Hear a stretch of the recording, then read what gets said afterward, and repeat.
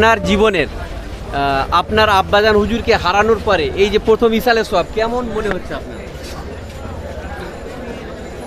মোজাদ্দেদ জামান রহমতুল্লাহ আলাইহের ঐতিহাসিক হুজুরের প্রতিষ্ঠিত 21, 22, 23 ফাল্গুন ইসালে সওয়াব। আমার আব্বাজান হুজুর কেবলা আপনারা সকলেই জানেন 5ই ফেব্রুয়ারি তাহাজ্জুদের ওয়াক্তে আল্লাহর ডাকে সাড়া দিয়ে দুনিয়া থেকে বিদায় নিয়েছেন। হুজুর কেবলা দুনিয়াতে এসেছিলেন ঠিক ইসালে সাহেবের মাঝের দিনে 22শে ফাল্গুন। তো আমার দাদি আম্মা জানদের মুখে গল্প শোনা যে আমার দাদাজানের খুব আদরের সন্তান ছিলেন এবং দুনিয়াতে আসার সময় ঘনিষ্ঠের সময় শারীরিকভাবে আমার দাদি আম্মা জান অনেক অসুস্থ হয়ে পড়েছিলেন। এই ইসালে সাহেবের হাজার হাজার মানুষকে নিয়ে আলা হযরত কাইয়ুমুজ্জামান ফুরফুরা শরীফে গদ্দিনী শিল্পীর বড় হুজুর পীর রহমতুল্লাহ আলাই দোয়া চাওয়ার অত অবস্থায় ছিলেন এবং হুজুর কেবলা 22শে ফাল্গুন দুনিয়াতে এসেছিলেন।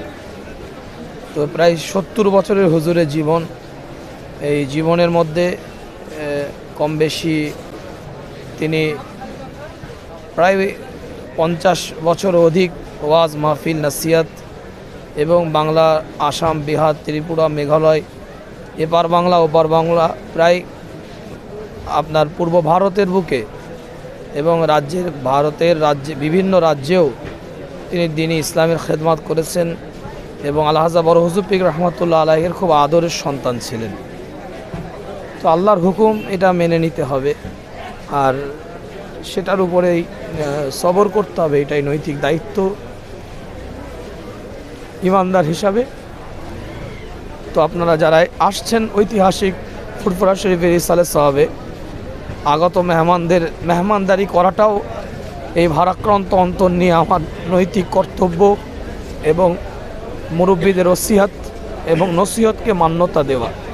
কেন আপনারা যারা আসছেন 21, 22, 23 ফাল্গুন ইসালে সাওয়াবে তারা সবাই মোজাদ্দেদে জামানের দাওয়াতের মেহমান। 1891 খ্রিস্টাব্দে মোজাদ্দেদ জামান রহমতুল্লাহ আলাই এই ঐতিহাসিক ইসালে সাহেব প্রতিষ্ঠিত করেছিলেন। তারপর থেকে ধারাবাহিকভাবে এখানে ইসালে সাহেবে মানুষজন 3 দিন ব্যাপী আসে। মোজাদ্দেদ জামান রহমতুল্লাহ আলাইহি হীন হায়াতে থাকাকালীন এই ঐতিহাসিক ইসালে সাহেব 48 বছর নিজ হস্তে পরিচালনা করেছে। অনেকে আমরা মনে করি যেটা মোজাদ্দেদে জামান দাদা হুজুর পীর কেবলা রহমতুল্লাহ আলাইহির ইসালে সাহেব, না, কথাটা একটু ভাষাগত একটু ভুল হয়ে যায়। এটা মোজাদ্দেদে জামান দাদা হুজুর পীর কেবলা রহমতুল্লাহ আলাইহির প্রতিষ্ঠিত 21, 22, 23 ফাল্গুন ইসালে সাহেব। তিনি তানার ওসিয়াতের মধ্যে স্পষ্ট করে দিচ্ছেন এটা কোনো প্রচলিত ওরস নয়, এটা কোনো মেলাও নয়। এদিনে আমার বাপ মারা যায়নি, মাও মারা যায়নি, পীরও মারা যায়নি। কেবলমাত্র আমি ওয়াজ মাহফিল এবং ইসালে সাহেবের উদ্দেশ্যে আমি বাংলা, আসাম, বিহার, ত্রিপুরা, মেঘালয়, উড়িষ্যা তথা পূর্ব ভারতের এবং ভারতের বিভিন্ন রাজ্যের এবং গোটা পৃথিবীর মানুষ যারা ভক্ত, ভালোবাসার মানুষ, অনুরাগী যারা আসতে সম্ভবপর দরবার কেন্দ্রিক তানাদেরকে তিনি দাওয়াত দিয়েছেন। ফুরফুরা শরীফের ইতিহাস 800 বছরের সাথে সম্পর্কিত, কিন্তু এই ইতিহাসের মধ্যে স্বর্ণযুগ মোজাদ্দেদে জামান রহমতুল্লাহ আলাইহির যুগকেই ঐতিহাসিকরা চিহ্নিত করেছেন। আর ফুরফুরা শরীফের ঐতিহাসিক ইসালে সাওয়াবও ফুরফুরা শরীফের একটা প্রাণকেন্দ্র। এখানে আধ্যাত্মিক শিক্ষা, ইলমে বাতিন, ইলমে তাসাউফের শিক্ষা অর্জন করার জন্য মানুষ আসতেন। মুরব্বীরা একের পর এক চলে যাচ্ছেন, যাদের সোহবতে, যাদের সান্নিধ্যে এসে মানুষ কিছু উপলব্ধি করতে পারত। আহলে বাতিনের মানুষেরা কিছু বুঝতে পারতেন, জানতে পারতেন, নিজেদের আত্মগরিমা ত্যাগ কিভাবে করতে হয়। জানাদের সোহবতে এসে তানারা পেতেন। আস্তে আস্তে তানারা একের পর এক আল্লাহর ডাকে সাড়া দিচ্ছেন। যারা বর্তমানে আছেন তানারাও যোগ্য ব্যক্তিত্ব। আমার মুরব্বী চাচাজান হুজুর কেবলা গণেরা জানাদের কাছে গেলে এখনও কিছু তরিকাতের স্বাদ পাওয়া যায়, ইলমে বাতিনের স্বাদ পাওয়া যায়। তাই আমার ওয়ালেদ সাহেব হুজুর কেবলা এবছরে নাই। দীর্ঘ ফুরফুরা শরীফের ঐতিহাসিক ইসালে সাহেবে আমার জ্ঞানে বা আমার জানা মতে হুজুর কেবলার কোনো দিন মিস যায়নি। তিনি যেখানেই থাকুন, যেখানে যে অবস্থায় থাকেন না কেন, তিনি ঐতিহাসিক ইসালে সাহেবে 3 দিন এবং 3 দিনের আগে পরে দীর্ঘ সময় তিনি মানুষকে খেদমতের স্বার্থে বহু কার্যকলাপ তিনি করতেন।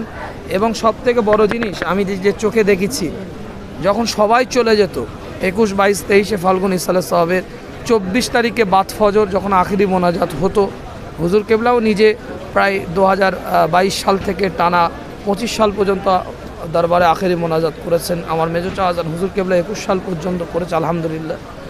তো এই 24শে ফাল্গুন আখিরি মোনাজাতের পরে সবাই যখন বাড়িমুখো, আমরাও যখন বাড়িতে ঘুমানোর জন্য প্রস্তুতি, আমি নিজের চোখে দেখেছি সকাল 10টা 11টা পর্যন্ত গোটা এই দরবারের সংলগ্ন যত জায়গা আছে, যতটুকুন পারতেন শরীরে যতটুকুন মানে কোলাতো ততটুকুনি হুজুর কেবলা নিজে হাতে হোক কাউকে দিয়ে হোক, যখন শরীরে শক্তি ছিল নিজে হাতেও পরিষ্কার করেছেন এবং পরবর্তীতে কাউকে দিয়ে হোক পরিষ্কার পরিচ্ছন্ন করে আগুন জ্বালিয়ে, মানে ওই ময়লাগুলোকে আগুন জ্বালিয়ে তারপরে বাড়িতে গিয়ে 10টা 11টার পরে হয়তো গিয়ে একটু ঘুমাতেন। তো অভাব তো আমাদের মানে অনুভব হবেই, যেহেতু আমরা তার পরিবারের, আমি সন্তান বা আমাদের পরিবারের। কিন্তু ফুরফুরা শরীফের ঐতিহাসিক ইসালে সাহেবের লক্ষ লক্ষ মানুষ যারা আসছেন, তানারাও তানার অভাব অনুভব করছেন এবং তানারা চোখের পানি নিয়ে, যেটা তাদের সাথে কোনো আত্মীয়তার সম্পর্ক নাই। আমার চোখে পানি আসতেই পারে, আমার জন্মদাতা পিতা, কিন্তু আজকে যারা কাঁদছে তানার জন্য, এই কান্নাটাই হচ্ছে প্রকৃত সম্পর্ক, যে সম্পর্কটাকে আমরা ভালোবাসার সম্পর্ক বলি, মহাব্বতের সম্পর্ক বলি, আত্মার সম্পর্ক বলি, হৃদয়ের সম্পর্ক বলি। এই সম্পর্ক তানাদের সাথে ছিল বিগত দিন, তাই আজ তানার জন্য চোখের পানি ছেড়ে দিয়ে কাঁদতে কাঁদতে মুসাফা করে দোয়া চাইতে চাইতে এখান থেকে যাচ্ছেন। এটাই আমাদের কাছে তানার জীবনের কর্মকাণ্ডের, এটাই আমাদের কাছে বড় পাওনা, যে যার কারোর সাথে রক্তের সম্পর্ক নাই, তার কারোর সাথে আত্মীয়তার সম্পর্ক নাই, তারাও চোখের পানি ছেড়ে দিয়ে কাঁদছেন। আর হুজুর কেবলার একটা বড় বৈশিষ্ট্য ছিল, তিনি ত্যাগ, স্যাক্রিফাইস এবং লোভমুক্ত জীবনযাপন করেছেন। তার একটা ছোট্ট নমুনা দিই। ইন্তেকালের পরে আমার পরিবারের সবাই, আমার মুরব্বী ভাইরাও আমাকে বলেছিলেন যে চাচাজানকে দাদা হুজুর পীর কেবলার যে মাজার, এই মাজারের ভিতরে দাফন করা হোক। কিন্তু আমি বললাম না, আমার আব্বাজানের একটু ওসিয়াত আছে। হুজুর কেবলা আমাকে নিজে হাত ধরে বলেছে এবং আমি সহ আমাদের পাড়া প্রতিবেশী যারা আমাদের মহল্লাবাসী, যারা এই মাজারের মানে কবর হয় বা আমাদের বংশের পূর্বপুরুষের সাথে সম্পর্কিত বা আমাদের আত্মীয় স্বজন একদম প্রতিবেশী, তাদেরকেও হুজুর কেবলা বলেছেন যে আমি মারা গেলে মাজারে ঢুকতে বাম দিকে আমার কবরটা দেওয়া হবে। এটা আমাকেও ব্যক্তিগতভাবে বলেছে। তো এটা আমি চিন্তা করছিলাম যে কেন, কারণটা কি। আমি এটা ভাবছিলাম যে মানুষ তো চাইবে তার দাদার কাছে, তানার বাপের কাছে, তানার মায়ের কাছে, মাজারের গম্বুজের ভিতরে ঘুমিয়ে আছে তানার মেজো ভাই, যখন সুযোগ আছে তাহলে তানাদের কাছাকাছি থাকারই তো সবাই চেষ্টা করবে। আমি ভাবলাম, এবং তিনি বলতেন যে আমি সারা জীবন আমার দাদার মাজারের দারোয়ানের দায়িত্ব পালন করেছি, আমি মরে যাওয়ার পরেও আমি যেন আমার দাদার দারোয়ানের দায়িত্ব পালন করতে পারি। তো আমি দাফন দেওয়ার পরে ওই রাত্রিরে যখন জিয়ারত করতে গেলাম, তা আমি দেখছিলাম যে সত্যই এখনও আপনারা যাবেন দেখতে পাবেন, ঢুকতেই বাম দিকে হুজুর কেবলা মাজার। তো নকশাটাও যেন মনে হচ্ছে যে না সত্যি মুজাদ্দেদে জামানের দারোয়ানই কবরের মধ্যে ঘুমিয়ে আছে, কবরের নকশাটাও এরকম লাগছে। তো এটা হচ্ছে একটা বড় ত্যাগ, বড় স্যাক্রিফাইস, যে কোনো আত্মগরিমা, কোনো অহংকারী জীবনযাপন তিনি কোনোদিন করেন নাই। এবং কোনো সময় যে একটা টার্গেট, যে আমি এরপরে এটা করব, তারপরে এটা করব, এই যে টার্গেট আমাদের প্রত্যেকের জীবনে একটা চিন্তা ভাবনা থাকে, আজকে 2 হুইলার চালাচ্ছি, কালকে 4 হুইলার চালাবো, কিন্তু যে এরকম কোনো চিন্তা ভাবনা নিয়ে তিনি কোনোদিন এই 70 বছরের জীবনে জীবনযাপন করেন নাই। তো যাই হোক, কথা প্রসঙ্গে অনেক কথাই বলে ফেললাম, যেহেতু ঐতিহাসিক ইসালে সাহেবের মেহমানদের কাছে বার্তাটা যাবে বিভিন্ন মিডিয়ার মাধ্যম দিয়ে। শুধু আমার আব্বাজানের বিষয়টা এখানে আলোচনার মূল উদ্দেশ্য নয়, যেহেতু ইসালে সাহেব কেন্দ্রিক কিছু কথাবার্তা বলতে গেলে তাদের কথা এসেই যায়। আর